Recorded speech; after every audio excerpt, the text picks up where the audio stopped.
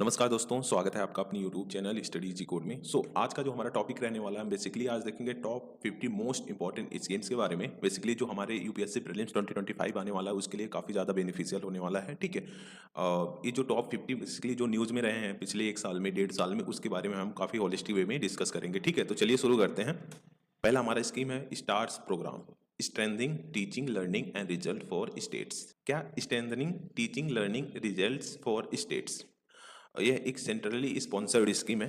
हाँ, जो कि वर्ल्ड बैंक के सपोर्ट के साथ इसको लाया गया था। ठीक है, सेंट्रली स्पॉन्सर्ड स्कीम का मतलब क्या है? बेसिकली जो पैसे की अलॉटमेंट है 60-40 रहेगा किसके किसके बीच में, जो स्टेट्स हैं बेसिकली, नॉर्दर्न स्टेट हो गए, सदर्न स्टेट्स वगैरह हो गए। ठीक है, 90-10 होगा जो हिली स्टेट्स वगैरह हो गए, फिर उसके बाद नॉर्थ ईस्टर्न स्टेट्स हो गए, फिर 100% कहीं ना कहीं यूटी के लिए बेसिकली जाएगा ये। ठीक है, इसको लॉन्च किया गया था 2020 में और ये इफेक्टिव रहेगा टिल 2024-2025 तक, फाइनेंशियल ईयर 2024-2025 तक कहीं ना कहीं ये इफेक्टिव रहेगा। ठीक है, इसके अंदर जो स्टेट्स कवर्ड है उनके नाम देख लेते हैं। हिमाचल प्रदेश है, महाराष्ट्र है, उड़ीसा है, राजस्थान है, एमपी है, केरला है। ठीक है, कितने हो गए? 1 2 3 4 5 6 6 स्टेट्स पूरे इसमें कवर्ड हैं। ठीक है, ऑब्जेक्टिव क्या है?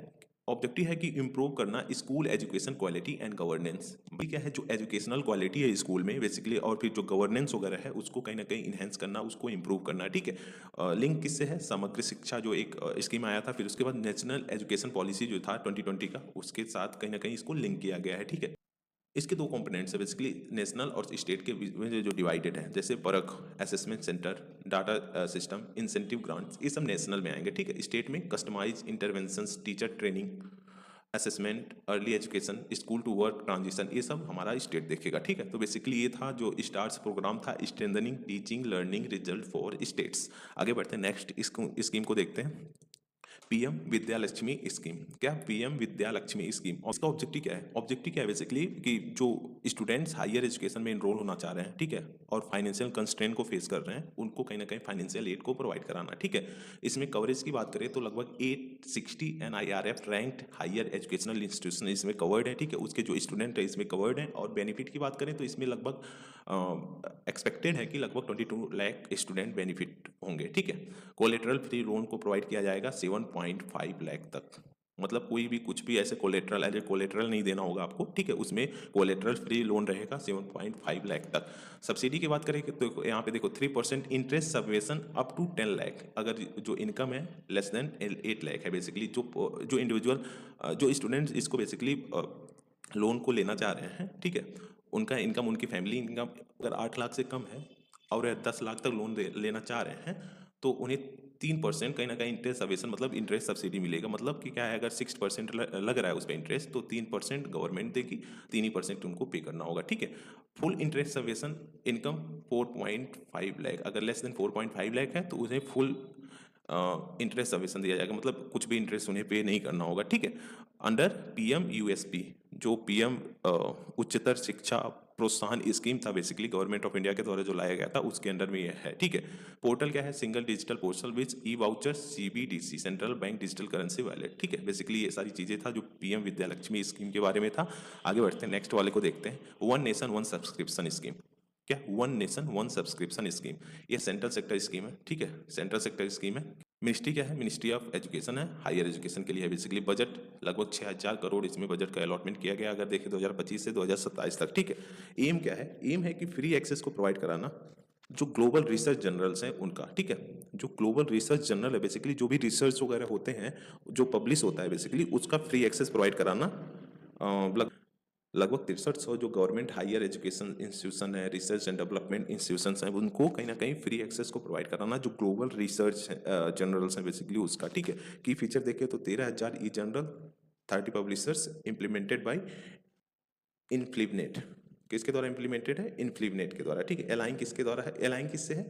National education policy 2020। फिर उसके बाद ENRF, मतलब अनुसंधान नेशनल रिसर्च फाउंडेशन जो है, उसके जो गोल्स है उससे कहीं ना कहीं अलाइंड है। फिर उसके बाद विकसित भारत का जो 2040 का एम है बेसिकली, उससे कहीं ना कहीं यह अलाइंड है। ठीक है, आगे बढ़ते हैं, नेक्स्ट को देखते हैं, युवा संगम अंडर एक भारत श्रेष्ठ भारत।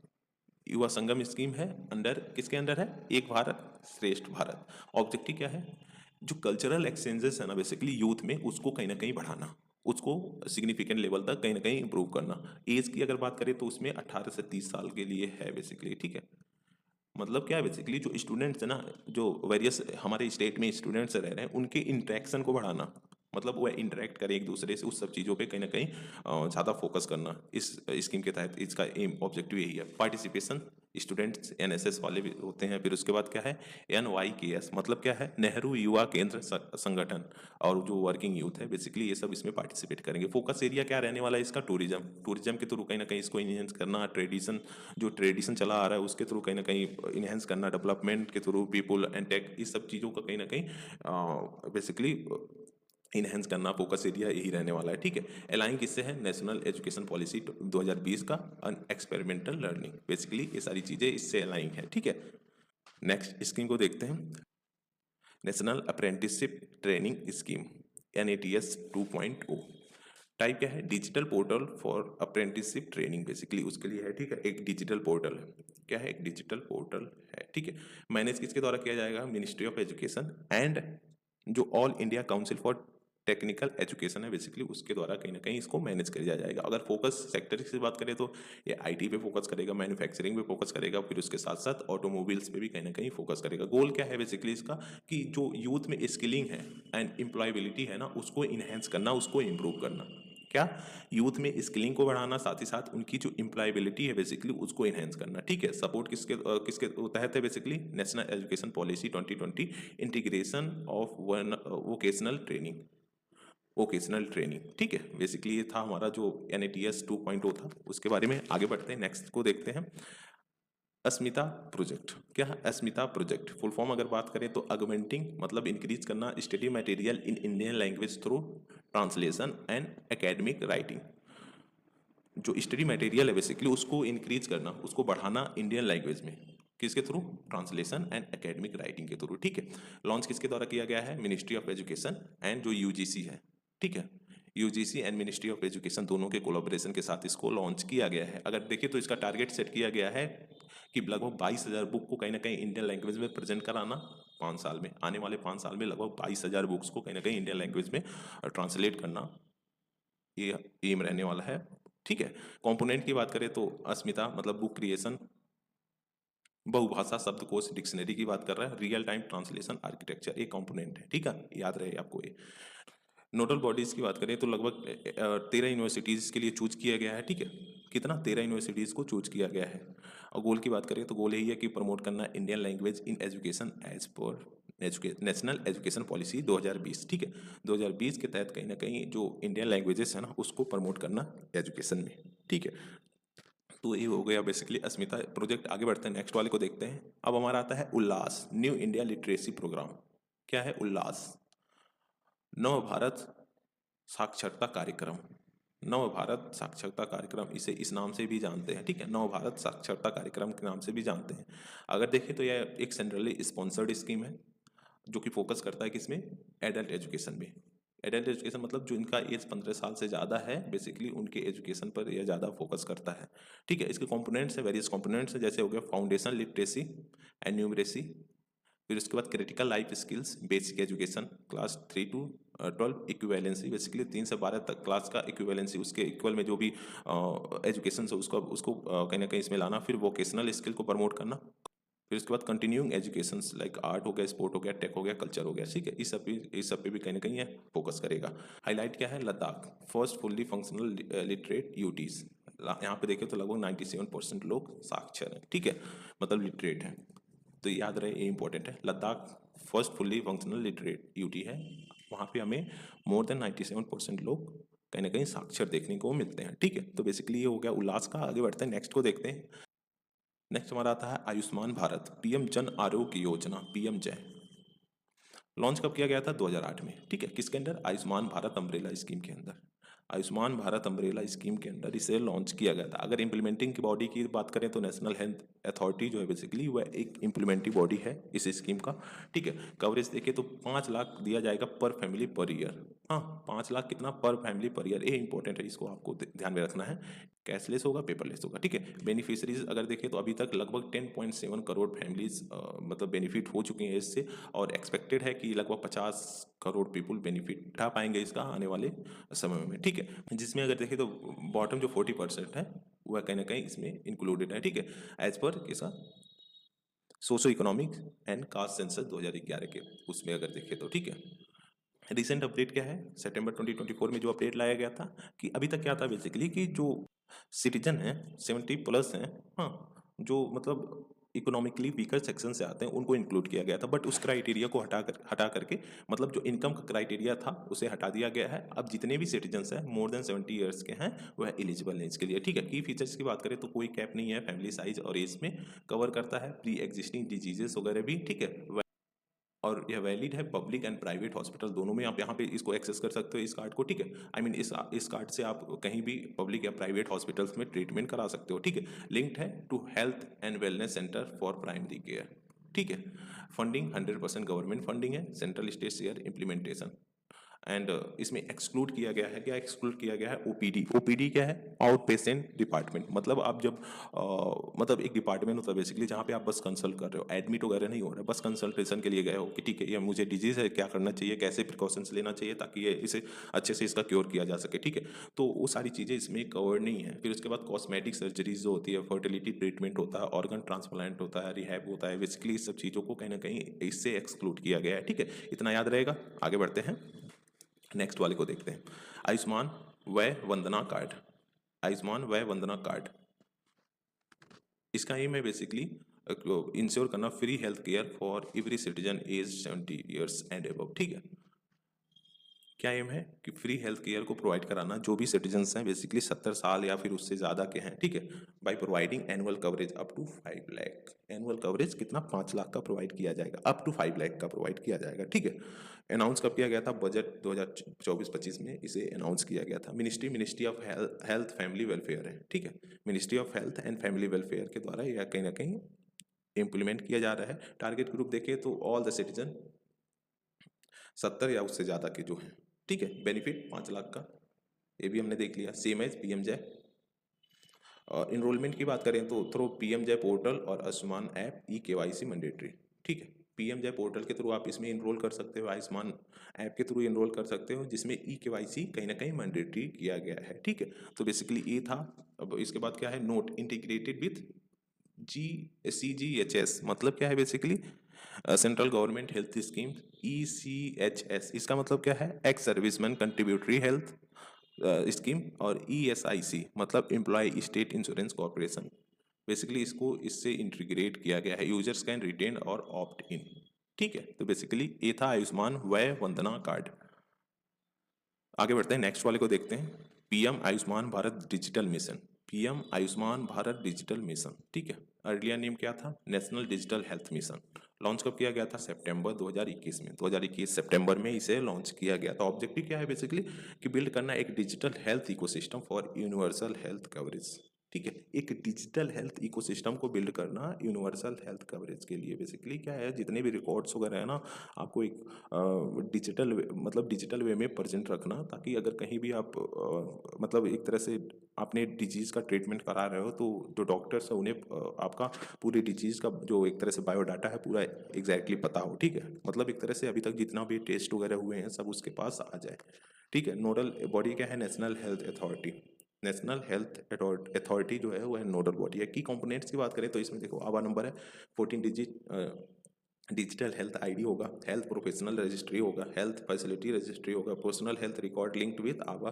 पर्सनल जो हेल्थ रिकॉर्ड, ये मैं बात कर रहा था कि ये सारी चीज़ें कहीं ना कहीं आवा से लिंक्ड रहेगी। कहीं भी आप ट्रीटमेंट करा रहे हो तो डॉक्टर को पूरा आपके जो डिजीज़ है उसका एक्सेस मिल सके, उसको पूरा पता चल सके कि कहाँ कहाँ कहाँ क्या क्या मेडिसिन हुई हैं, क्या क्या ट्रीटमेंट हुई हैं, क्या क्या टेस्टेज वगैरह हुई हैं, बेसिकली उस सब चीज़ों का पता लग पाए, ठीक है। Unified health interface like UPI for health.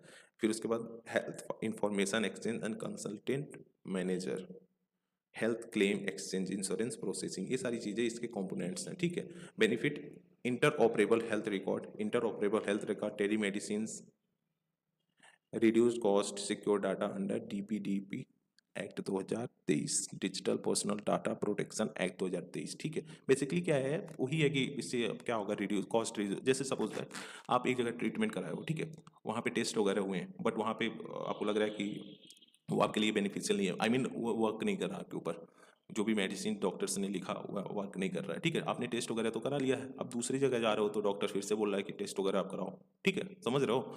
तो उसमें आपका कॉस्ट जा रहा है ना, मतलब ज़्यादा पैसे जा रहे हैं। तो इसी सब से बचने के लिए सारी चीज़ें लाई गई हैं कि जो यहाँ पे टेस्ट टेस्ट तो रेलिवेंट ही होता है ना यार, टेस्ट तो रेलिवेंट ही होगा कि आप, ठीक है, यहाँ पे जो टेस्ट कराए, आप यहाँ पे जो डॉक्टर बैठा हुआ है वो भी देख सकता है, उसके थ्रू कहीं ना कहीं उसमें मेडिसिन वगैरह लिखेगा, फिर आप वहाँ पे खा सकते हो, उस मेडिसिन को ले सकते हो। अगर फिर यहाँ पे गए फिर से टेस्ट करा रहे हो तो कहीं ना कहीं आपका कॉस्ट बढ़ेगा, ये सारी चीज़ें हैं, उसी सबको कहीं ना कहीं प्रिवेंट करने के लिए इस स्कीम को लाया गया था, ठीक है। तो आगे बढ़ते हैं, नेक्स्ट वाले को देखते हैं। Tele mental health assistant and networking across states. Tele mental health assistant and networking across states कब लॉन्च किया गया था, अक्टूबर 2022 में, ठीक है। Under tele national tele mental health programme के अंडर में इसे लॉन्च किया गया था 2022 में, ठीक है। एम क्या है, एम है कि 24/7 कहने का मेंटल हेल्थ सर्विसेज को प्रोवाइड कराना, जैसे काउंसलिंग हो गया, साइकेट्री हो गया, बेसिकली इस सब सर्विसेज को 24/7 प्रोवाइड कराना, ठीक है। 2 मॉडल पे बेस्ड है यह सिस्टम। टीयर 1 हेल्पलाइन बेसिक काउंसलिंग, ठीक है, helpline and basic counselling tier first में आता है। टीयर 2 में क्या आता है, specialist consultation and e prescription tier 2 में आता है, ठीक है। WHO recognise pressed as a scalable mental health care model, ठीक है। WHO के द्वारा इसे रिकॉग्नाइज किया गया है। स्पेशल फोकस क्या है, जो रिमोट एंड रूरल एक्सेसिबिलिटी है उसको बढ़ाना, ठीक है। बेसिकली जो रूरल एरियाज वगैरह हैं वहाँ पे इसका ज़्यादा फोकस है, ठीक है, टेलीमानस का। आगे बढ़ते हैं, नेक्स्ट स्कीम को देखते हैं। National medical registry portal, national medical registry portal launch किसके द्वारा किया गया है, ministry of health and family welfare, ठीक है। Ministry of health and family welfare के द्वारा इसे लॉन्च किया गया है under NMC act 2019 section 31। NMC national medical commission act 2019 के अंडर इसे लॉन्च किया गया है, ठीक है। Maintain by ethics and medical registration board, किसके द्वारा मेंटेन किया जाता है, ethics and medical registration board के द्वारा इसे मेंटेन किया जाता है, ठीक है। पर्पज क्या है, verified digital registry of all MBBS doctor in India, ठीक है। बेसिकली इसका पर्पज है कि वेरीफाई करना डिजिटल रजिस्ट्री ऑफ जितने भी एमबीबीएस डॉक्टर्स हैं इंडिया में उनका, ठीक है। और आधार एज एंड ऑथेंटिसिटी के लिए यूज किया जाएगा। और इसका बेनिफिट क्या है, ट्रांसपेरेंसी, ट्रांसपेरेंसी लाना, मतलब हेल्थ जो सेक्टर है उसमें ट्रांसपेरेंसी लाना है। वेरिफिकेशन जो है बेसिकली उसको यूज करना, इसके साथ साथ जो डिजिटल हेल्थ केयर इंफ्रास्ट्रक्चर है ना उसको बढ़ाना, उसको स्ट्रेंथन करना, बेसिकली ये इसका बेनिफिट होगा। आगे बढ़ते हैं, नेक्स्ट वाले को देखते हैं। पीएम गति शक्ति national master plan, PM Gati शक्ति नेशनल मास्टर प्लान इसे लाया गया था अक्टूबर 13 2021 में, 13 अक्टूबर 2021 में इसे लाया गया था। अगर देखिए तो ये ministry of commerce and industry के अंडर में आता है, किसके under, ministry of commerce and industry. Objective की बात करें तो बेसिकली फोकस करता है integrated and coordinated infrastructure planning for multi modal connectivity, ठीक है। Integrated and and coordinated infrastructure planning for multi modal connectivity, basically क्या है, अभी तक देखो क्या होता था कि अगर आप रोड बना रहे हो, ठीक है, एक रोड बना रहे हो, रोड बन गया तो पता चला कि यहाँ से पुल जाना था, समझ रहे हो, यहाँ से नहर जाना था, या फिर कुछ अदर हो गया कि मतलब नहीं नहीं यहाँ से पाइपलाइन जानी थी, तो फिर क्या होता था कि फिर से रोड को तोड़ना पड़ता था। फिर उसके बाद आप अगर फिर से रोड को तोड़ रहे हो, मतलब लेट से पाइपलाइन बिछाना था, पाइपलाइन बिछ गया, फिर से रोड तोड़ के पाइपलाइन बिछ गया, फिर उसके बाद कुछ टाइम बाद पता चला कि नहीं नहीं यहाँ से पुल जाना था, ठीक है। तो बेसिकली ये सारी चीज़ें कहीं ना कहीं एक हर्डल क्रिएट करती है ना, कनेक्टिविटी में एक हर्डल क्रिएट करती है, और इसके साथ साथ रिसोर्सेज का लॉस होता है सिग्निफिकेंट लेवल पे। तो उसी सब को कहीं ना कहीं कम करने के लिए पीएम गति शक्ति स्कीम को लाया गया था, ताकि एक जो मिनिस्ट्रीज है ना, वेरियस मिनिस्ट्रीज हैं, वो कोलैबोरेटिव वे में कहीं ना कहीं किसी भी प्रोजेक्ट पे वर्क कर सकें, ताकि जैसे अभी देखो यहाँ से पाइप जाना था या फिर पुल वगैरह बनाना था, तो कहीं ना कहीं एक सारी चीज़ें जब कोलैबोरेटिव वे में चलेगा तो सब अपना अपना प्लान बताएंगे कि हाँ ठीक है मैं यहाँ से इस चीज़ों को लाना चाह रहा हूँ, यहाँ पे ये होगा वहाँ पे वो होगा। तो इससे कहीं ना कहीं एक इफेक्टिव वे में रोड को डेवलप किया जा सकेगा, समझ रहे हो। तो इसलिए बेसिकली इसको लाया गया था। की फीचर्स की बात करें तो GIS based digital platform with 1600 data layers, ठीक है। फिर उसके बाद इंटीग्रेशन ऑफ स्कीम, जैसे भारत माला हो गया, सागर माला हो गया, उड़ान हो गया, इनलैंड वाटरवेज हो गया, इन सब का एक तरह से इंटीग्रेशन इसमें कर दिया गया। 6 पिलर है, कॉम्प्रिहेंसिवनेस, प्रियोरिटाइजेशन है, ऑप्टिमाइजेशन है, सिंक्रोनाइजेशन है, एनालिटिकल्स है एंड डायनेमिक्स है। इसके 6 पिलर है, आप इसको याद रखे रहना, ठीक है। नेटवर्क प्लानिंग ग्रुप्स को भी कहीं ना कहीं इसके अंदर सेटअप किया गया है। Avoid duplication of infra project, उसको अवॉइड करने के लिए, ठीक है। फोकस क्या है, इकोनॉमिक जोन्स जैसे टेक्सटाइल, फार्मा, एग्रीकल्चर, इस सब इकोनॉमिक जोन्स पे कहीं ना कहीं ज़्यादा फोकस करता है। उसके साथ साथ डिस्ट्रिक्ट मास्टर प्लान्स पे भी, ठीक है। एम क्या है, रिड्यूस लॉजिस्टिक कॉस्ट, जो लॉजिस्टिक कॉस्ट वगैरह है उसको कहीं ना कहीं रिड्यूस करना। अभी तक क्या है, 13 से 14% अगर जीडीपी का देखें तो लॉजिस्टिक कॉस्ट में जा रहा है, उसको कम करके 8 to 9% तक लाना, ठीक है। तो बेसिकली पीएम गति शक्ति जो नेशनल मास्टर प्लान है बेसिकली यही है। आगे बढ़ते हैं, नेक्स्ट को देखते हैं। Bhaskar platform, Bhaskar platform, Bharat startup knowledge access registry, Bharat startup knowledge access registry launch किया गया है किसके द्वारा, DPIIT, मतलब क्या है, department for promotion of industry and internal trade, ठीक है। अंडर स्टार्टअप इंडिया के तहत कहीं ना कहीं इसको लॉन्च किया गया है। ऑब्जेक्टिव क्या है, ऑब्जेक्टिव ये है कि मतलब जो स्टार्टअप इकोसिस्टम है उसको सपोर्ट करना, कैसे, थ्रू सेंट्रलाइज डिजिटल एक्सेस, ठीक है। सेंट्रलाइज डिजिटल एक्सेस के थ्रू कहीं ना कहीं जो स्टार्टअप इकोसिस्टम इंडिया में बन रहा है, स्टार्टअप इकोसिस्टम जो इंडिया में है उसको सपोर्ट करना, उसको कहीं ना कहीं इन्हेंस करना, ठीक है। की फीचर्स की बात करें तो इसमें देखो, personalise ID for startups, investors and mentors, basically उनके लिए पर्सनलाइज आईडी होगा। Single point access to resources, collaboration and funding opportunities, मतलब एक सिंगल पॉइंट एक्सेस को प्रोवाइड कराना किसका, रिसोर्सेज को, कोलैबोरेशन को लेकर, ठीक है, फंडिंग अपॉर्चुनिटीज को लेकर। और इसके साथ साथ क्या करना, बूस्ट करना cross border innovation and India's image as a global startup firm, ठीक है। इंडिया का जो इमेज है as a global startup hub उसको कहीं ना कहीं इनहेंस करना, साथ ही साथ जो क्रॉस बॉर्डर इनोवेशंस हो रहे हैं उसको बूस्ट करना। आगे बढ़ते हैं, नेक्स्ट वाले को देखते हैं। Prime minister internship scheme, prime minister internship scheme launch as a pilot phase for financial year 2024-2025। Announce कब किया गया था, बजट 2024-25 में अनाउंस किया गया था। अंडर किसके अंडर में, PM package for employment and skilling, PM package for employment and skilling के अंदर बेसिकली इसको अनाउंस किया गया था और बजट 2024-25 में इसे अनाउंस किया गया था, ठीक है। टारगेट क्या है कि 1 करोड़ इंटर्नशिप को कहीं ना कहीं करना, लगभग ओवर 5 ईयर्स में अगर हम देखें तो, अभी तक देखें तो 1.2 लाख हो पाया है 2024-25 की बात करें तो, ठीक है। 1 करोड़ इंटर्नशिप को कहीं ना कहीं प्रमोट करना 5 साल में, आने वाले 5 सालों में, ठीक है। 2 लाख करोड़ का बजट इसमें अलॉट किया गया है। देखें तो 2000 करोड़ फाइनेंशियल ईयर 2024 और 25 के लिए रखा गया है, ठीक है। मिनिस्ट्री क्या है, ministry of skill development and entrepreneurship, ministry of skill development and entrepreneurship basically इस मिनिस्ट्री के अंडर ये आता है, ठीक है। एलिजिबिलिटी क्या है, एज का जो क्राइटेरिया है 2021 से 24 साल का है, ठीक है। जो कि फुल टाइम एजुकेशन नहीं होना चाहिए और एम्प्लॉयमेंट भी नहीं होना चाहिए। बेसिकली जो भी पर्सन इसमें इनरोल कर रहे हैं वो फुल टाइम एजुकेशन में नहीं होना चाहिए, एम्प्लॉयमेंट में नहीं होना चाहिए। क्वालिफिकेशन देखें तो हाई एजुकेशन की क्वालिफिकेशन है, ITI होनी चाहिए या फिर BA, BSc, BCom, ये सारी चीज़ें कहीं ना कहीं क्वालिफिकेशन इसमें मांगता है, ठीक है। एक्सक्लूड क्या क्या किया गया है, IIT, IIM ग्रेजुएट्स हो गए, MBA, CA, advance degree holders हैं, उसको इससे एक्सक्लूड किया गया है, ठीक है। की फीचर्स की बात करें तो 12 मंथ इंटर्नशिप विथ 5,000 स्टिपेंड्स, लगभग 4500 गवर्नमेंट की तरफ से रहेगा और 5000 कंपनी की तरफ से रहेगा अलग, ठीक है। 6000 one time grant for incidentals, 6000 one time grant, ठीक है। इंश्योरेंस कवर किया जाएगा किसके अंदर, PM जीवन ज्योति बीमा योजना, PM जीवन ज्योति बीमा योजना के तहत कहीं ना कहीं इंश्योरेंस कवर भी है, ठीक है। Multilingual helpline and grievances redressal भी इसके अंदर कहीं ना कहीं सेटअप किया गया है, ठीक है। Multilingual helpline and grievances redressal, ठीक है। सिग्निफिकेंस क्या है बेसिकली इसका, बूस्ट करेगा एम्प्लॉयबिलिटी एंड प्रैक्टिकल स्किल्स, ठीक है। एम्प्लॉयबिलिटी एंड प्रैक्टिकल स्किल्स को कहीं ना कहीं बूस्ट करेगा, उसके साथ साथ प्रमोट करेगा आत्मनिर्भर Bharat through skill man power. जो हमारा आत्मनिर्भर भारत का सपना है उसे भी कहीं ना कहीं एक नई ऊंचाई तक ले जाएगा, उसको बढ़ाएगा, ठीक है। उसके बाद अगर फोकस सेक्टर्स की बात करें तो जो फार्मा सेक्टर्स है, ऑटो सेक्टर्स है, एग्रीकल्चर सेक्टर्स है, उस पर इसका कहीं ना कहीं ज़्यादा फोकस रहने वाला है, ठीक है। तो बेसिकली PM इंटर्नशिप स्कीम के बारे में ये था। आगे बढ़ते हैं, नेक्स्ट को देखते हैं।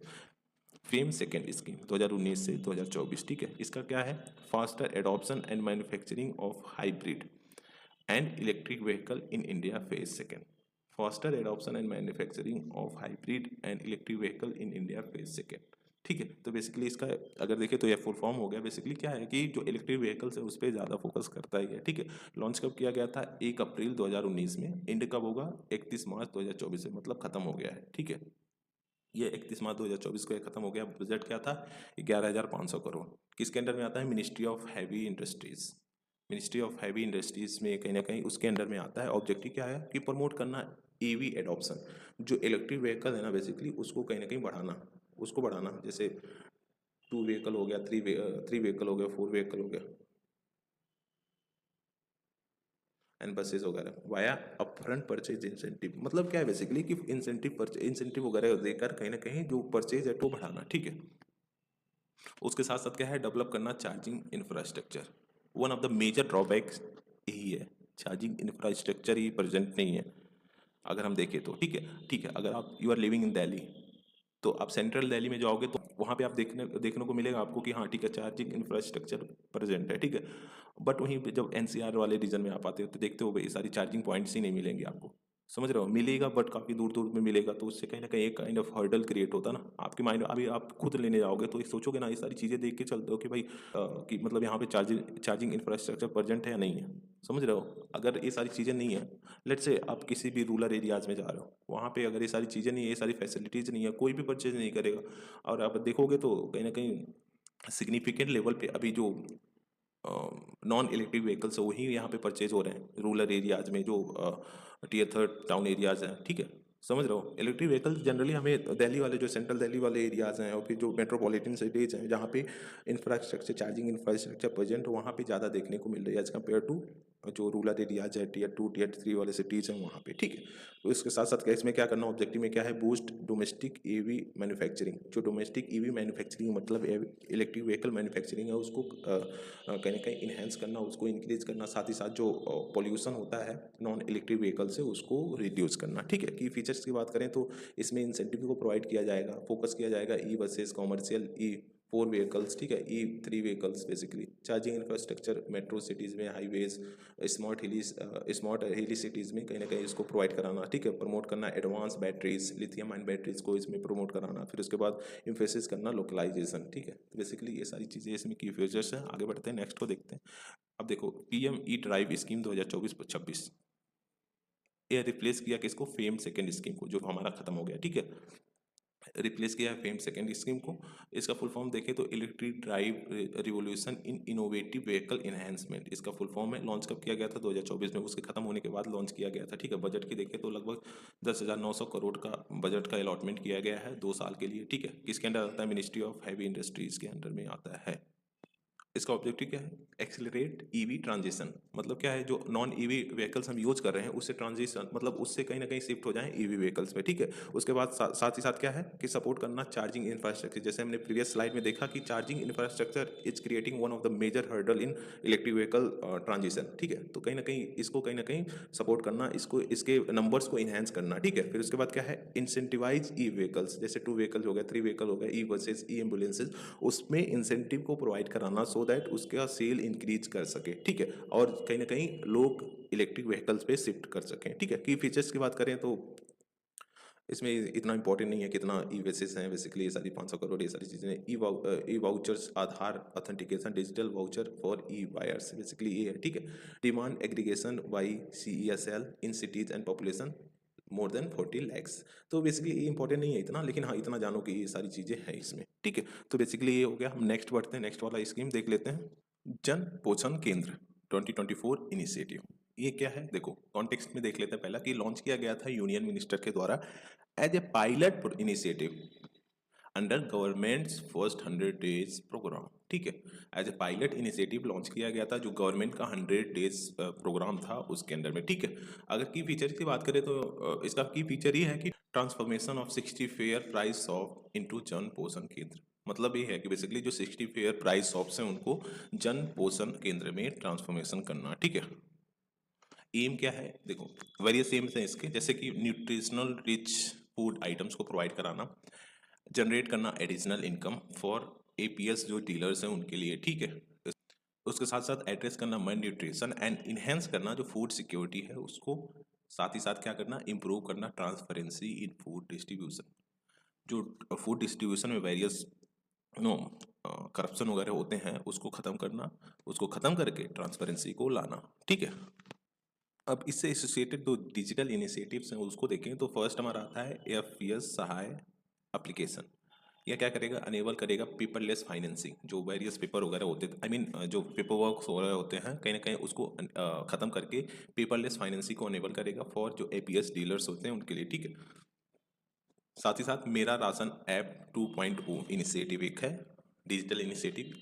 इसमें क्या होगा, ये इन्हेंस करेगा service for ration card beneficiaries. जो राशन कार्ड बेनिफिशरीज हैं बेसिकली उनके लिए सर्विसेज को इन्हेंस करेगा। उसके साथ साथ एक और है क्वालिटी मैनेजमेंट सिस्टम।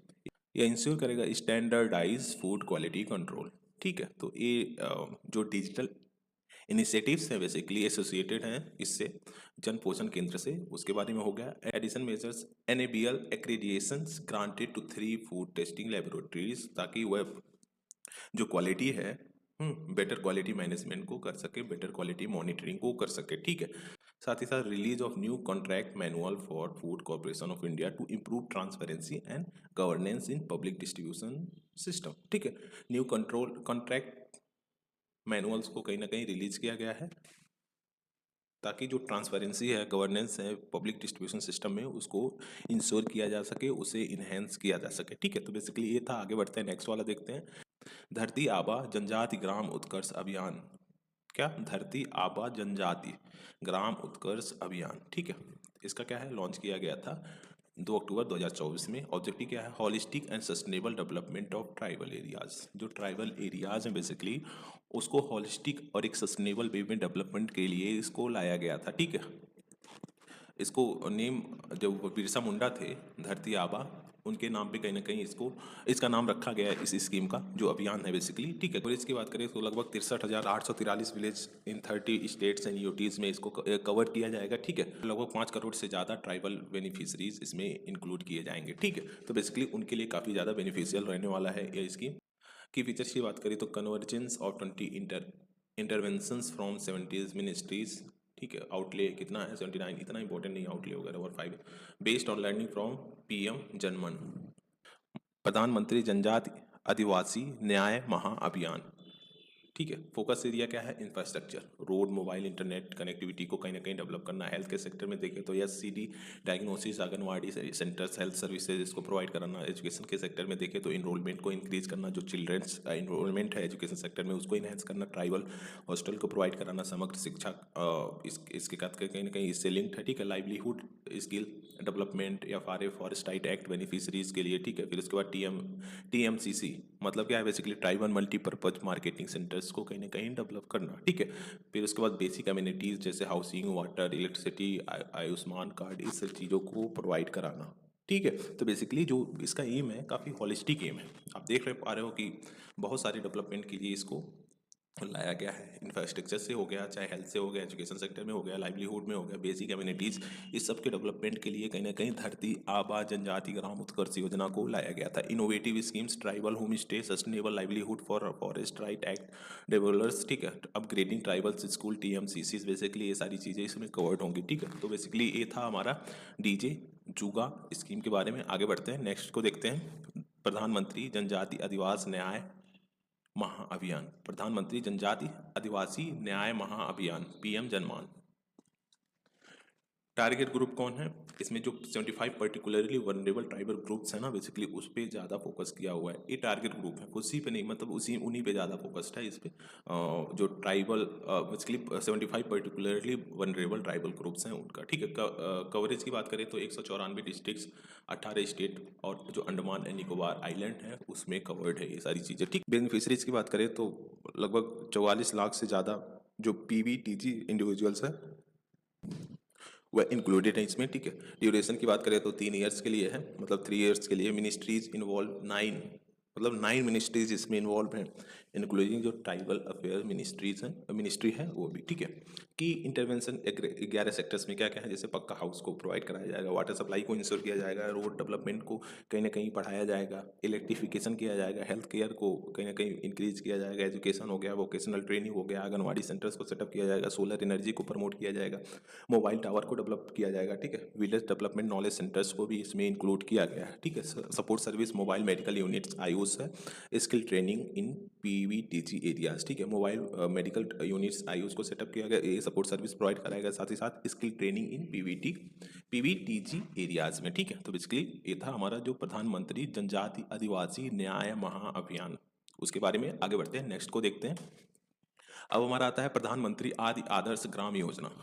प्रधानमंत्री आदि आदर्श ग्राम योजना रिवैम्प किया गया है 2021-22 में। अगर देखें तो यह लॉन्च किया गया था 2009-10 में, ठीक है। ऑब्जेक्टिव क्या है, transform tribal majority village into model village, ठीक है। जो ट्राइबल मेजॉरिटी विलेज है उसको मॉडल विलेज में ट्रांसफॉर्म करना। कवरेज देखें तो लगभग 36,428 विलेजेस इसमें कवर्ड है। उसमें अगर देखें तो 50% एसटी पॉपुलेशन होना चाहिए, साथ ही साथ मिनिमम लगभग 500 एसटी पर्सन्स होनी चाहिए, ठीक है। इम्प्लीमेंटेशन 2021-22 में टू 2025-26 में इसको इम्प्लीमेंट किया गया, ठीक है। बेसिकली इतने साल के लिए लगभग 5 ईयर्स ना। नोडल मिनिस्ट्री की बात करें तो मिनिस्ट्री ऑफ ट्राइबल अफेयर्स है, ये इंपॉर्टेंट है। आप यूपीएससी के जो PYQ जाना उसमें देखोगे कि जो ट्राइबल से रिलेटेड बेसिकली जो स्कीम्स गवर्नमेंट ऑफ इंडिया के द्वारा लॉन्च किया गया है, वेरियस जो स्कीम्स लॉन्च किया है उसकी मिनिस्ट्री को पूछता रहता है, ठीक है। तो इस वजह से जो मिनिस्ट्रीज है ना वह इंपॉर्टेंट हो जाता है। फंडिंग देखें तो 100% सेंट्रली स्पॉन्सर्ड स्कीम है, ठीक है। फोकस एरिया क्या है, वही है सेम, हेल्थ पे फोकस करना, education, water, sanitation, road, internet, electricity, waste management, clean fuel, agriculture, livelihood promotion, situation of welfare scheme. Basically ये सब फोकस एरियाज है। आप इसको मतलब एक तरह से आप अगर क्वेश्चन आता भी है ना तो आप गेस कर ले जाओगे, ठीक है। आप गेस कर ले जाओगे एग्जैक्टली क्या होगा इसका। वेस्ट मैनेजमेंट में थोड़ा सा हो सकता है कन्फ्यूजन हो, बट हाँ ये सारी चीज़ें कहीं ना कहीं फोकस एरिया रहने वाली है प्रधानमंत्री आदि आदर्श ग्राम योजना का, ठीक है। आगे बढ़ते हैं, नेक्स्ट स्कीम को देखते हैं, प्रधानमंत्री जनजाति उन्नत ग्राम अभियान। क्या प्रधानमंत्री जनजाति उन्नत ग्राम अभियान ऑब्जेक्टिव क्या है, अपलिफ्टमेंट करना लगभग 63,000 ट्राइबल मेजॉरिटी विलेजेस का, ठीक है। 63,000 जो ट्राइबल मेजॉरिटी विलेजेस हैं जिसका उसका अपलिफ्टमेंट करना, मतलब जो चीज़ें अभी ट्रेडिशनल वे में चली आ रही हैं उसको कहीं ना कहीं कंटिन्यू करना, साथ ही साथ जो बेसिक नेसेसिटी है ना उसको इंक्रीज करना, समझ रहे हो। जैसे पक्का हाउस हो गया, ये सारी चीज़ों को इंक्रीज करना, प्रॉपर जो ड्रिंकिंग वाटर है उसको सप्लाई को इंश्योर करना, और भी जो एजुकेशन है उसको प्रोवाइड कराना, ये सारी चीज़ों को कहीं ना कहीं इन्हेंस करना। अब इसमें भी देखो beneficiaries 5 crore tribal peoples beneficiaries है। फोकस एरिया वही है, हाउसिंग को प्रोवाइड कराना, रोड एंड मोबाइल कनेक्टिविटी को कहीं ना कहीं इन्हेंस कराना, हेल्थ, एजुकेशन, स्किल डेवलपमेंट हो गया, economic empowerment through TMCC and FRA support. मतलब क्या है कि वही है जो TMCC क्या था, ट्राइबल मल्टीपर्पज मार्केटिंग सेंटर्स, और जो फॉरेस्ट राइट एक्ट सपोर्ट सब बेसिकली उससे थ्रू कहीं ना कहीं जो इकोनॉमिक एम्पावरमेंट है उसको इंक्रीज करना, उसको इन्हेंस करना, ठीक है। नोटेबल फीचर्स की बात करें तो बिल्ड ऑन PM जनमान, नोटेबल इस पे PM जनमान जो हम स्कीम प्रीवियस में देखें प्रीवियस स्लाइड्स में उस पर कहीं ना कहीं ये बेस्ड है, उस पर बिल्ट है, ठीक है। Promote tribal home stay and eco tourism, इस सबको प्रमोट करना, ठीक है। आगे बढ़ते हैं, नेक्स्ट को देखते हैं। Eklavya model residential school important है, ठीक है। This is very important. Eklavya model residential school EMRS launch कब किया गया था, 1997 में लॉन्च किया गया था, ठीक है। अगर देखें तो टारगेट क्या है, लगभग 740 जो एकलव्य मॉडल रेसिडेंशियल स्कूल है उसको बिल्ड करना लगभग 2025-26 तक, ठीक है। 740 एकलव्य मॉडल रेसिडेंशियल स्कूल को बिल्ड करना बाई 2025-2026, ठीक है। कवरेज देखें तो एज ऑफ 2024 लगभग 708 सैंक्शन हो गए हैं, 405 फंक्शनल है, ठीक है। 408 सैंक्शन हो गए हैं कि हाँ इतना बनना है, 708 इतना बनना है, ठीक है। और उसी में अगर देखें तो 405 फंक्शनल है, मतलब वो फंक्शन कर रहे हैं, ठीक है। एलिजिबिलिटी देखें तो ST स्टूडेंट होने चाहिए, ठीक है, up to 10% non ST if seat remain vacant, जिसमें अगर देखें तो 10% नॉन ST भी रहेंगे अगर सीट वैकेंट है तो। फोकस एरिया क्या है, फ्री एजुकेशन क्लास 6 से 12 तक, बोर्डिंग एंड लॉजिंग, ठीक है। Holistic development, academics, sport, culture, skill training, smart classroom, digital learning, NEET JEE coaching उसके साथ साथ प्रोवाइड कराया जाएगा, ठीक है। पोषण वाटिकास, माउंटेनियरिंग, वोकेशनल एजुकेशन, इस सबको भी प्रोवाइड कराना, ठीक है। डे एजुकेशन EM DBS इन सब डिस्ट्रिक्ट विथ जिसमें मोर देन 90% व इक्वल टू ST पॉपुलेशन होना चाहिए, ठीक है। मैनेजिंग बॉडी की बात करें तो national education society for tribal student, यह मैनेजिंग बॉडी इंपॉर्टेंट है। ये इंपॉर्टेंट मैनेजिंग बॉडी आपको याद रखना है, ठीक है। National education society for tribal students, ये हो गया हमारा एकलव्य मॉडल रेसिडेंशियल स्कूल। आगे बढ़ते हैं, नेक्स्ट वाले को देखते हैं। प्रधानमंत्री रोजगार प्रोत्साहन योजना, क्या प्रधानमंत्री रोजगार प्रोत्साहन योजना लॉन्च कब किया गया था? अगस्त 2016 में। इंड कब होगा? मार्च 2022 में इंड हो चुका है, बट फिर भी न्यूज़ में था तो हम देख लेते हैं। Ministry labour and employment, labour and employment ministry के अंडर आता है। ऑब्जेक्टिव क्या है? इंसेंटिवाइज फॉर्मल जॉब क्रिएशन, ठीक है। फॉर्मल जॉब क्रिएशन को इंसेंटिवाइज करना बेसिकली ये है, ठीक है। एलिजिबिलिटी की बात करें तो न्यू एम्प्लॉई पोस्ट अप्रैल 1 2016, मतलब न्यू एम्प्लॉय होना चाहिए अगर देखें तो 1 अप्रैल 2016 के बाद का, ठीक है। वेजेस होना चाहिए उसका लेस देन 15,000 से कम होना चाहिए उसका वेज, ठीक है। नो EPFO जॉब बिफोर 1 अप्रैल 2016, और EPFO का कोई भी जॉब उसके पास नहीं होना चाहिए अगर हम देखें तो 1 अप्रैल 2016 से पहले का, ठीक है। एलिजिबिलिटी क्या है? एम्प्लॉई का था, ये एम्प्लॉयर का है। Registered with EPFO, valid lean under श्रम संविदा। फिर उसके बाद must show increase in employee count over March 2016। और सिस्टम की बात करें तो 100% ऑनलाइन है, आधार लिंक्ड रहेगा, ठीक है। Benefit EPF pension insurance cover for workers, pension होगा, इंश्योरेंस कवर होगा, EPF होगा, बेसिकली ये सब इसके एम्प्लॉय के अंडर मतलब जो वर्कर्स हैं उनको मिलेगा, ठीक है। तो बेसिकली ये हो गया प्रधानमंत्री रोजगार प्रोत्साहन योजना। आगे बढ़ते हैं, आत्मनिर्भर भारत रोजगार योजना। आत्मनिर्भर भारत रोजगार योजना लॉन्च कब किया गया था? 2020 में। 1 अक्टूबर 2020 में लॉन्च किया गया था। मिनिस्ट्री क्या है? Ministry of labour and employment, ministry of labour and employment के अंडर में यह लॉन्च हुआ था, ठीक है। इम्प्लीमेंटेड वाया EPFO के थ्रू इसको इम्प्लीमेंट किया गया था। पार्ट ऑफ आत्मनिर्भर पैकेज 3.0 पैकेज, ठीक है। पार्ट ऑफ आत्मनिर्भर भारत 3.0 पैकेज, ठीक है। ऑब्जेक्टिव क्या है? देखो ऑब्जेक्टिव ये है कि जो फॉर्मल सेक्टर एम्प्लॉयमेंट है ना, फॉर्मल सेक्टर एम्प्लॉयमेंट है उसको बूस्ट करना, incentivise creation of new job को क्रिएट करने के लिए इंसेंटिव्स वगैरह को प्रोवाइड कराना, ठीक है। रिस्टोर जॉब लॉस ड्यूरिंग कोविड-19, जो कोविड-19 में जॉब लॉस हुआ था उसको रिस्टोर करना, उसे फिर से प्रोवाइड कराना, ठीक है। फिर उसके बाद extend EPF employ provident fund based social security to new employ, ठीक है। EPF को न्यू एम्प्लॉय के लिए प्रोवाइड कराना, बेसिकली EPF को न्यू एम्प्लॉय को EPF वगैरह को प्रोवाइड कराना, ठीक है। की फीचर्स की बात करें तो बेनिफिट ड्यूरेशन 2 ईयर्स पर एलिजिबल एम्प्लॉय, 2 ईयर्स का इसका जो बेनिफिट ड्यूरेशन है 2 ईयर्स का है, ठीक है। और इसके बाद ये इतना इंपॉर्टेंट नहीं है, इसको छोड़ दो। Employ eligibility employ new hire, मतलब देखो 15,000 से कम होना चाहिए फिर, ठीक है। With no UAN before 1 October 2020 अगर देखें तो worker who existed job between March September 2020 and rejoin after October 1।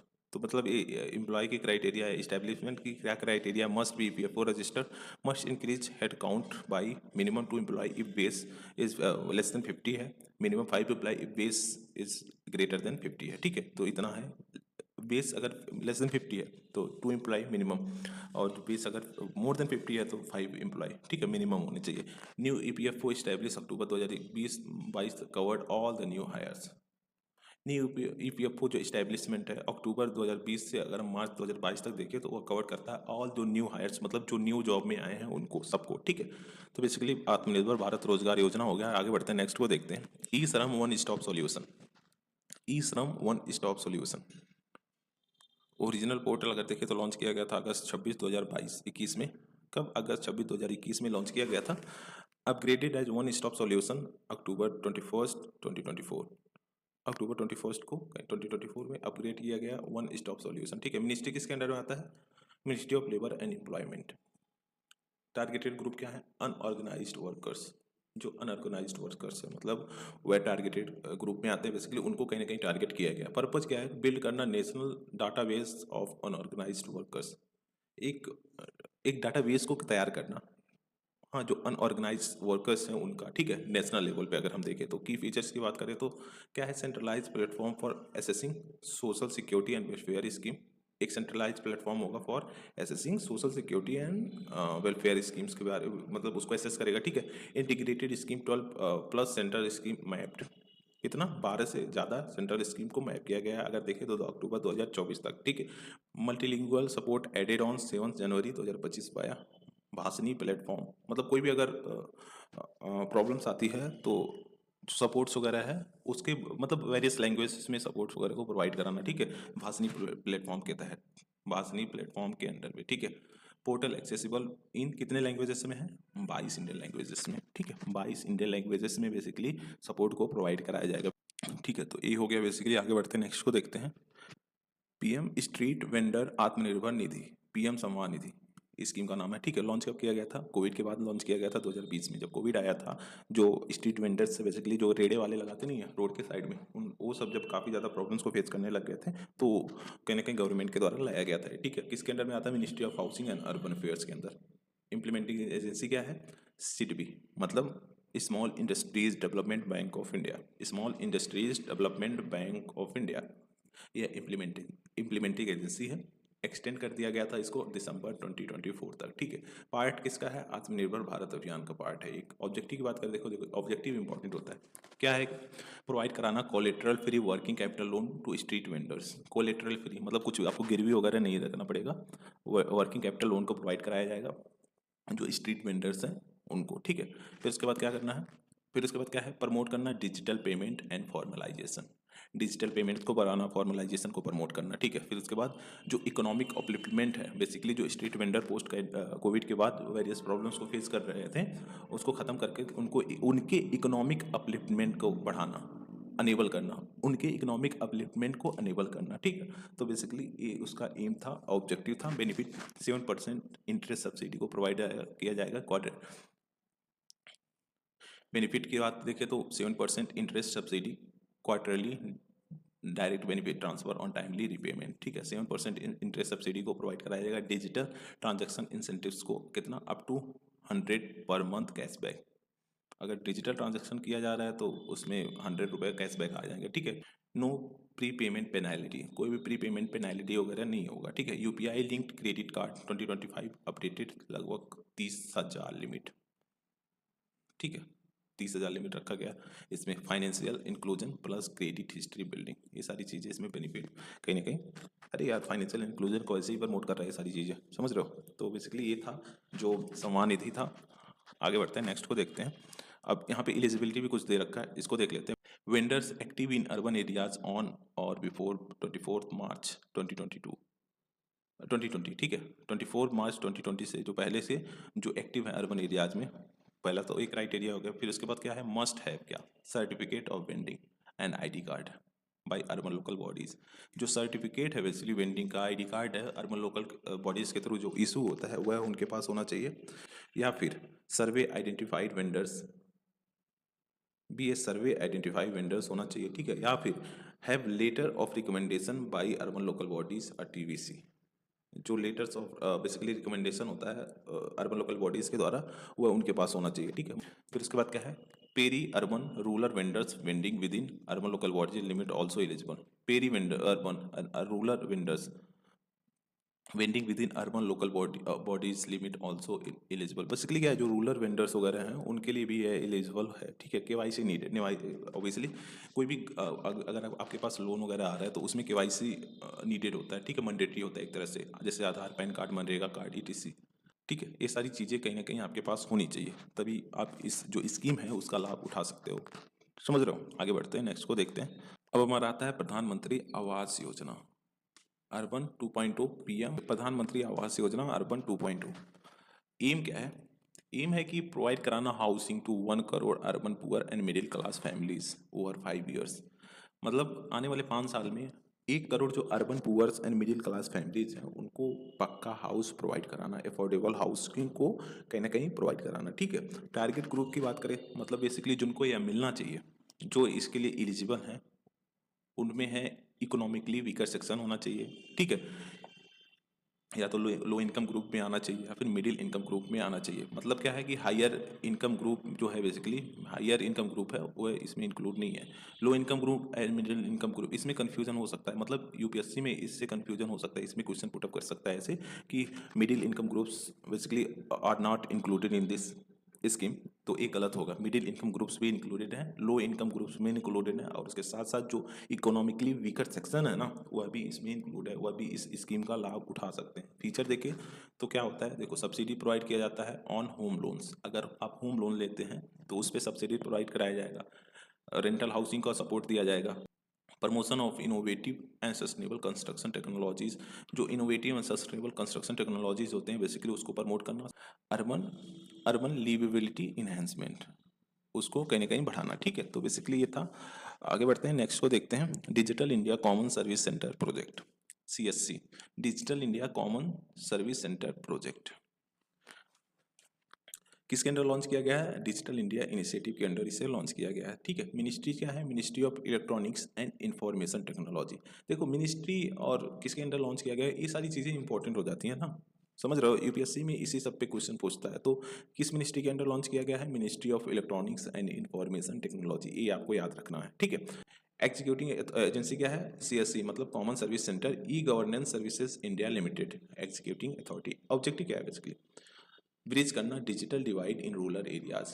ठीक है, जो डिजिटल डिवाइड है बेसिकली, जो पुअर क्लास बेसिकली है वह एक्सेस नहीं कर पा रहा है डिजिटल जो भी फैसिलिटीज़ हैं उसको, तो उसको कहीं ना कहीं उस गैप को फिल करना, समझ रहे हो, रूरल एरियाज में। साथ ही साथ क्या करना? प्रोवाइड करना affordable access to e governance, digital financial and social services को। ठीक है, जो ई गवर्नेंस प्रोवाइड किया जाता है, जैसे वेरियस स्कीम्स जो आते हैं ई गवर्नेंस के थ्रू, जो बेसिकली पैसे वगैरह आते हैं अकाउंट में, डीबीटी वगैरह हो गए, सब चीज़ों को कहीं ना कहीं बढ़ाना। ठीक है, उसके साथ साथ क्या है? प्रमोट करना डिजिटल इंक्लूजन, डिजिटल इंक्लूजन को कहीं ना कहीं प्रमोट करना, उसको बढ़ाना। एंड साथ ही साथ literacy at grass root level.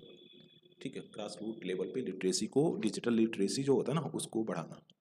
समझ रहे हो आप? ठीक है, तो ये हो गया हमारा इसका जो बेसिकली ऑब्जेक्टिव हो गया। की फीचर में क्या है? Model CSC common service centre establish in 4740 centres across 10 districts including Pilibhit and Gorakhpur. Services offered, Aadhaar services, banking and financial services, tele law and tele medicine हो गया, digital education, e commerce facility, infrastructure support, high speed broadband, model tech facility, GPS enable mobile vans for remote outreach. ठीक है, economic employment, generate rural employment through village level entrepreneurship, enhance rural economic via digital access and services. Basically ये सब की features है, इतना important नहीं है ये, बट हाँ ये इतना आप ध्यान में रहे। किसके द्वारा लॉन्च किया गया है? Ministry of electronic and information technology के एग्जीक्यूटिंग एजेंसी क्या है? ठीक है, ऑब्जेक्टिव क्या है इसका? ये सारी चीज़ें आपको पता होना चाहिए। ठीक है, national green hydrogen mission, important scheme. ठीक है, national green hydrogen mission launch किया गया है यूनियन गवर्नमेंट किसके अंडर में? Ministry of new and renewable energy, ministry of new and renewable energy के अंडर लॉन्च किया गया है। आउटले कितना है? 19,744 करोड़। ठीक है, 2029-30 तक कितना? 19,744 करोड़ का आउटले, मतलब उतना अलॉटमेंट किया गया है, मतलब उतना देना है। ठीक है, इस स्कीम को ऑब्जेक्टिव क्या है? Make India a global hub for green hydrogen production, uses and export. मतलब इंडिया को एक ग्लोबल हब बनाना, किसमें? ग्रीन हाइड्रोजन प्रोडक्शन में। समझ रहे हो? ग्रीन हाइड्रोजन क्या होता है आप कमेंट सेक्शन में बताओ। उसमें कहीं ना कहीं इंडिया को एक ग्लोबल हब बनाना, उसके साथ साथ जो एक्सपोर्ट है ना, मतलब हाइड्रोजन फ्यूल का जो एक्सपोर्ट है उसको इन्हेंस करना, उसको बढ़ाना। ठीक है, फिर उसके साथ साथ क्या है? प्रमोट करना decarbonisation in sector like steel, mobility, shipping and energy. मतलब जो इसमें कार्बन वगैरह, कोल वगैरह का यूज हो रहा है, जो फॉसिल फ्यूल वगैरह का यूज हो रहा है बेसिकली, उस सबको कहीं ना कहीं रिड्यूस करना। किस सेक्टर में? स्टील, मोबिलिटी, शिपिंग, एनर्जी, सब सेक्टर में उसको रिड्यूस करना। ठीक है, और ग्रीन हाइड्रोजन को कहीं ना कहीं प्रमोट करना। की कंपोनेंट की बात करें तो pilot project focus on steel, mobility and shipping sectors. ठीक है, किस पे फोकस कर रहा है? Steel, mobility and shipping sectors पे फोकस है। 3 steel sector project sanction with 347 crore financial support. ठीक है, और दूसरा क्या है? Site scheme strategy interventions for green hydrogen transition, strategic intervention for green hydrogen transition. इसमें क्या है? इंसेंटिवाइज करना डोमेस्टिक मैन्युफैक्चरिंग ऑफ इलेक्ट्रोलाइजर, जो इलेक्ट्रोलाइजर जिससे मतलब ग्रीन एनर्जी वगैरह प्रोड्यूस हो रहा है, उसे कहीं ना कहीं इंसेंटिवाइज करना, स्पेशली जो डोमेस्टिक मैन्युफैक्चरिंग है उसमें। ठीक है, साथ ही साथ क्या करना? प्रमोट करना production and adoption of green hydrogen, production and adoption of green hydrogen को प्रमोट करना। ठीक है, तो बेसिकली ये नेशनल ग्रीन हाइड्रोजन मिशन का कुछ इंपॉर्टेंट फीचर्स हो गया, आप देख सकते हो। आगे बढ़ते हैं, नहीं यहाँ पे कुछ और ही एक्स्ट्रा है जिसको हम देख लेते हैं। टारगेट बाई 2030, टारगेट क्या रखा गया है? फर्स्ट ग्रीन हाइड्रोजन प्रोडक्शन कितना होना चाहिए, 5 मिलियन मैट्रिक टन होना चाहिए पर ईयर, ठीक है। 2030 में इतना हो जाना चाहिए कि लगभग हम 5 million metric tonne per year produce कर रहे हैं किसको, ग्रीन हाइड्रोजन को, ठीक है। फिर उसके बाद रिन्यूएबल एनर्जी कैपेसिटी उसको ऐड करना है अप्रॉक्सीमेटली 125 गीगावाट, ठीक है। इन्वेस्टमेंट एक्सपेक्टेड है आने वाले 5 सालों में कितना, 8 लाख करोड़ से ज़्यादा, ठीक है। और इसे ये भी बताया जा रहा है कि जॉब कितना क्रिएट होगा, अप्रॉक्सीमेटली 6 लाख, लगभग 6 लाख जॉब क्रिएट होगा इससे। और फोसिल फ्यूल इंपोर्ट सेविंग, जो हम फोसिल फ्यूल वगैरह का इंपोर्ट करते हैं उसमें कितना सेविंग होगा हमारा, 1 लाख करोड़ से ज़्यादा, 1 लाख करोड़ से ज़्यादा हम सेव कर ले रहे हैं अगर ग्रीन हाइड्रोजन को हम प्रमोट कर रहे हैं, उसके प्रोटेक्शन को इंक्रीज कर रहे हैं। तो green house gas emission averted लगभग 50 million metric tonne per year, समझ रहे हो, this is very significant number. तो ये है बेसिकली इम्प्लीमेंटेशन टाइमलाइन क्या है, फेज फर्स्ट 2022 से 26 तक, demand creation in existing sector, जो एग्जिस्टिंग सेक्टर है बेसिकली जो अभी हाइड्रोजन ग्रीन हाइड्रोजन पे फोकस कर रहे हैं उनमें कहीं ना कहीं डिमांड को बढ़ाना, ठीक है। फेज सेकंड में 26 से 30 तक commercialisation and expansion of new sectors, उसमें हम कॉमर्शलाइजेशन एंड एक्सपेंशन करेंगे जो न्यू सेक्टर्स हैं उनमें, ठीक है। तो बेसिकली ये हमारा वो हो गया, आगे बढ़ते हैं नेक्स्ट वाले को देखते हैं। कर्मयोगी सप्ताह, कर्मयोगी सप्ताह लॉन्च कब किया गया था, 19 अक्टूबर 2024 में अंडर मिशन कर्मयोगी। ऑब्जेक्टिव क्या है, प्रमोट करना capacity building of civil servant through competency linked learning, ठीक है। जो सिविल सर्वेंट्स हैं बेसिकली उनमें कैपेसिटी बिल्डिंग को कहीं ना कहीं प्रमोट करना, बेसिकली इसका मेन एम यही है कर्मयोगी सप्ताह। की फीचर्स की बात करें तो national learning week, national learning week इसमें क्या होगा, largest learning event for civil servant, जो सिविल सर्वेंट्स हैं बेसिकली उनके लिए लार्जेस्ट लर्निंग इवेंट्स हैं। फिर उसके बाद क्या है, propagate the one government spirit, one government spirit को कहीं ना कहीं प्रोपोगेट करना, फैलाना उसको, एंड साथ ही साथ प्रमोट करना lifelong learning aligning with national goals, lifelong learning जो है बेसिकली उसको प्रमोट करना जो कि अलाइंग है किसी नेशनल गोल से, एक भारत श्रेष्ठ Bharat. Learning target, each civil servant Karmayogi is to complete 4 hours of competency based learning, 4 hours of competency based learning को कहीं ना कहीं हर सर्विस सिविल सर्वेंट्स को कंप्लीट करना होगा। Model iGOT Karmayogi platform models and webinar policy lectures master class, सब चीज़ों में कहीं ना कहीं ये सारी चीज़ें के थ्रू उनको कहीं ना कहीं कैपेसिटी बिल्डिंग को कहीं ना कहीं प्रमोट किया जाएगा, ठीक है। Workings of and seminars conducted by ministries and departments, इसको कहीं ना कहीं उनको अटेंड करना पड़ेगा। फिर उसके बाद फोकस करना है on domain specific upskilling and citizen centric service delivery, इस सब चीज़ों पे फोकस रहेगा, ठीक है। तो बेसिकली कर्मयोगी सप्ताह का ये हो गया, इतना ही इंपॉर्टेंट है, इतना ऑब्वियसली नहीं इंपॉर्टेंट है कि उतना यूपीएससी इतना डीप में जाएगा नहीं, डायरेक्टली मिनिस्ट्रीज वगैरह भी पूछता है, ठीक है। तो ऑब्जेक्टिव पता होना चाहिए, जैसे कि बोल देगा कर्मयोगी सप्ताह launch for the purpose of किसके लिए किया गया था, जैसे वेरियस उसमें वो दे देगा, तो इसमें एक रहेगा कि प्रमोट करना capacity building of civil servants through competency linked learning.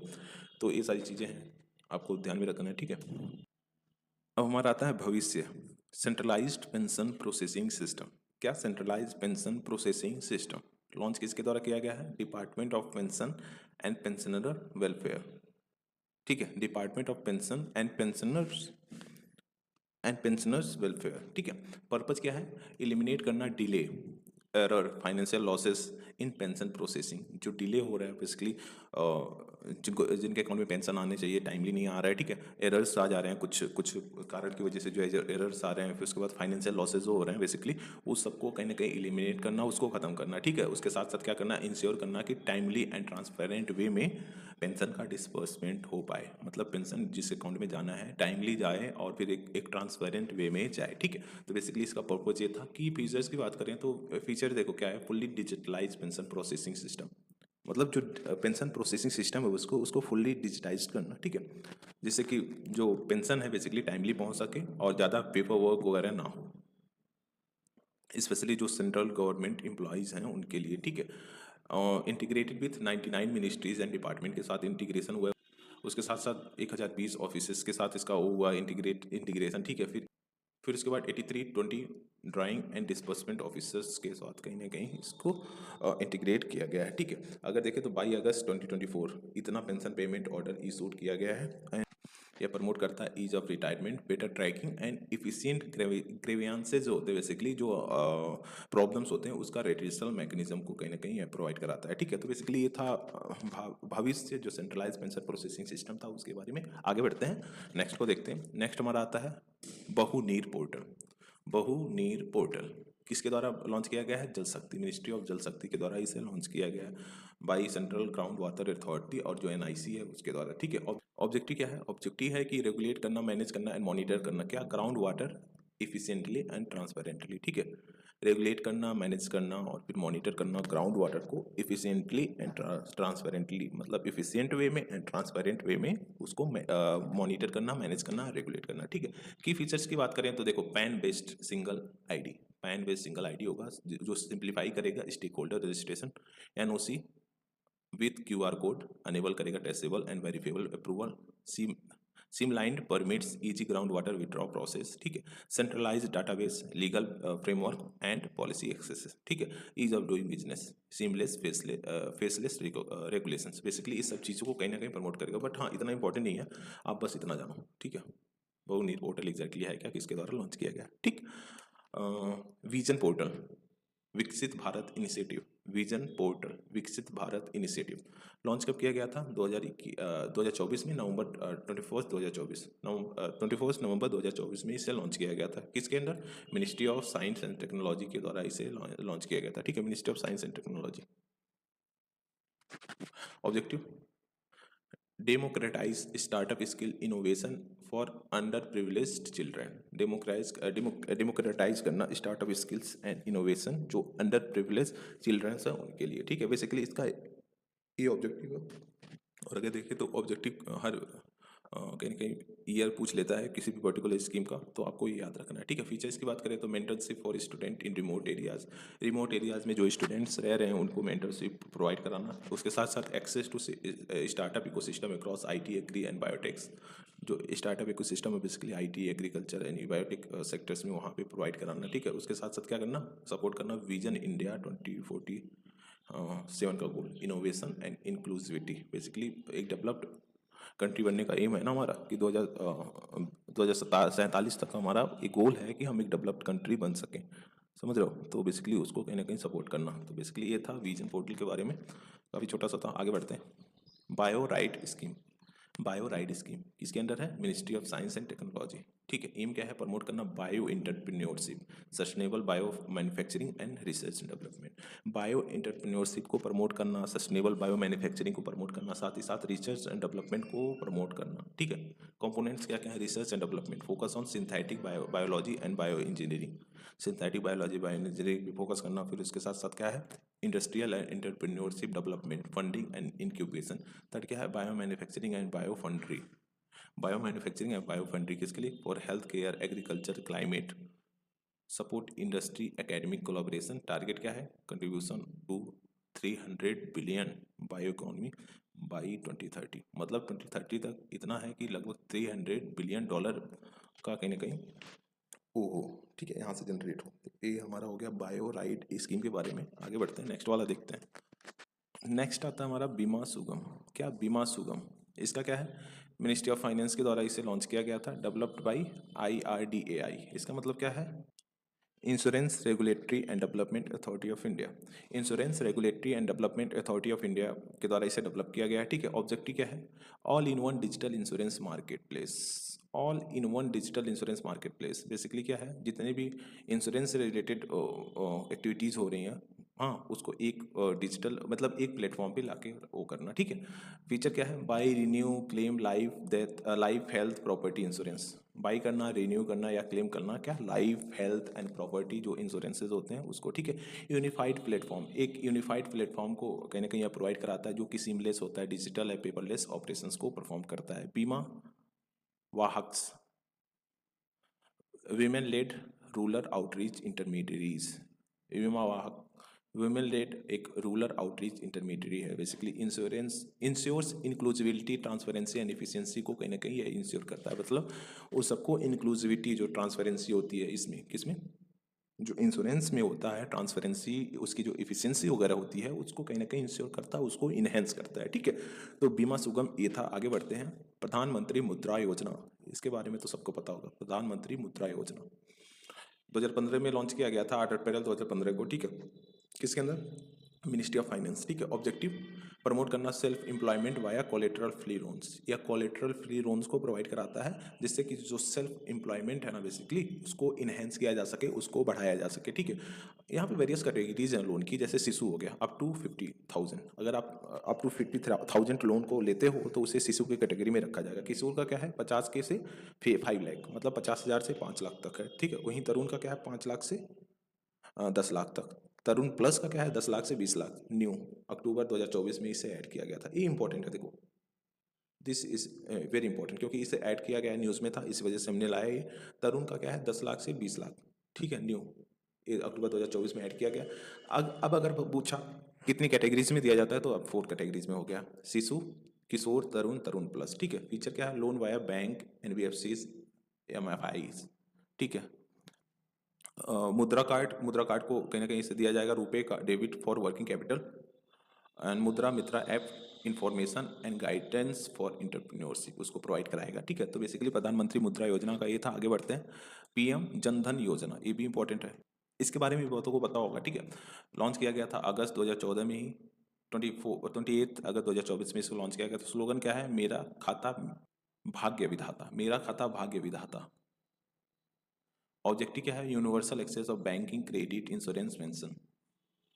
मतलब क्या है कि एक जो मेजर जो इंपॉर्टेंट फैसिलिटीज हैं जैसे बैंकिंग का, क्रेडिट का, इंश्योरेंस का, पेंशन का, उस सब चीज़ों को फैसिलिटीज़ को प्रोवाइड कराना। ठीक है, की बेनिफिट क्या है? जीरो बैलेंस BSBD अकाउंट, मतलब basic saving bank deposit account को कहीं ना कहीं ओपन कराना। जीरो बैलेंस, ये जीरो बैलेंस पे हो, कोई भी चार्ज वगैरह नहीं लगेगा। अगर मिनिमम अमाउंट भी रहता है तो कोई भी चार्ज नहीं लगेगा। ठीक है, इंटरेस्ट ऑन डिपॉजिट्स, जितने भी डिपॉजिट्स आप कर रहे हो उसमें उस पर इंटरेस्ट आपको मिलेगा। Free RuPay card debit, free RuPay debit card, RuPay debit card free में प्रोवाइड किया जाएगा। ठीक है, एक्सीडेंटल इंश्योरेंस कवर करता है 2 लाख आफ्टर अगस्त 2018 के बाद इसको ऐड किया गया था। ठीक है, overdraft up to 10 lakh 2K without conditions. ठीक है, फिर उसके बाद DBT platform, mobile banking via USSD।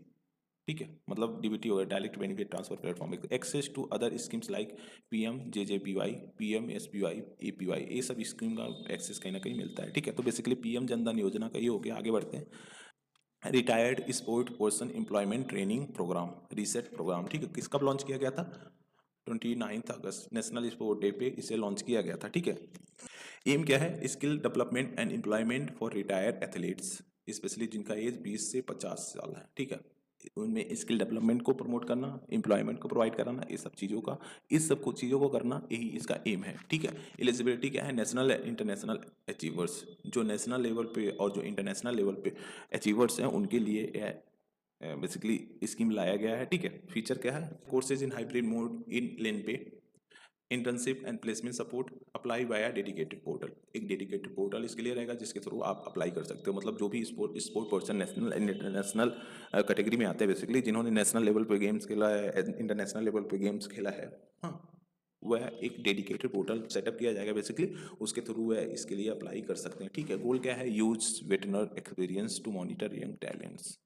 जो अचीवर्स का एक्सपीरियंस है बेसिकली उसको एक बेटर वे में यूटिलाइज करना, सो दैट जो हमारा यंग टैलेंट है ना, समझ रहे हो, जो हमारा यंग टैलेंट है उनको मॉनिटर किया जा सके एक राइट वे में, एक राइट डायरेक्शन में। ठीक है, तो बेसिकली ये था नेशनल स्पोर्ट डेज। देखो इस दिन लॉन्च किया गया था 29 अगस्त में, इसको बेसिकली लॉन्च किया गया था। तो नेशनल स्पोर्ट डे इंपॉर्टेंट क्या, इतना देख लेते हैं। कब सेलिब्रेट किया जाता है? 29 अगस्त को। कब से? 2012 से। किसके? मेजर ध्यानचंद के ऑनर में। ठीक है, अगर इनकी बात करें तो यह 3 बार ओलंपिक गोल्ड ला चुके हैं, 1928 में, 1932 में, 1936 में। समझ रहे हो, इन तीनों टाइम पे इन्होंने ओलंपिक गोल्ड लाया है। Known as magician of hockey, किस नो स्पोर्ट्स से एसोसिएटेड थे ये? हॉकी से। ठीक है, अवार्डेड पद्म भूषण भी इनको अवार्ड किया गया कब? 1956 में। तो बेसिकली ये था रीसेट प्रोग्राम के बारे में, आप देख सकते हो। आगे बढ़ते हैं। नेक्स्ट हमारा आता है कीर्ति प्रोग्राम, खेलो इंडिया राइजिंग टैलेंट आइडेंटिफिकेशन। खेलो India rising talent identification phase 2 है। बेसिकली ये टारगेट किया गया है लगभग 20,000 एमसीडी स्कूल स्टूडेंट, मतलब म्यूनिसिपल कॉर्पोरेशन ऑफ दिल्ली के जो स्टूडेंट्स हैं बेसिकली उसमें से टारगेट किया गया है, उनमें से 20,000 स्टूडेंट्स को, ठीक है, एज जिनका हो 9 से 18 साल। एम क्या है? टैलेंट आइडेंटिफिकेशन, जो टैलेंट्स हैं उनको आइडेंटिफिकेशन मतलब उसका आइडेंटिफाई करना। फिर उसके बाद क्या करना है? Reduce gadgets use and drug addiction. देखो इस एज में बच्चे समझदार नहीं होते हैं, हाँ, तो जो वेरियस नेगेटिव स्टेप्स होते हैं उसको ले लेते हैं, तो उस सब चीज़ों को कहीं ना कहीं रिड्यूस करना, जैसे गैजेट्स यूज, जो एक तरह से फ़ोन वगैरह का बहुत ज़्यादा यूज़ हो रहा है इस समय, स्पेशली जो इस एज के जो स्टूडेंट्स हैं उनके एज में उसमें, ठीक है। तो बेसिकली इसको कम करना, ड्रग एडिक्शन को कम करना, ये सारी चीज़ों को कहीं ना कहीं रिड्यूस करना, यही एम है इसका। मेथड क्या है?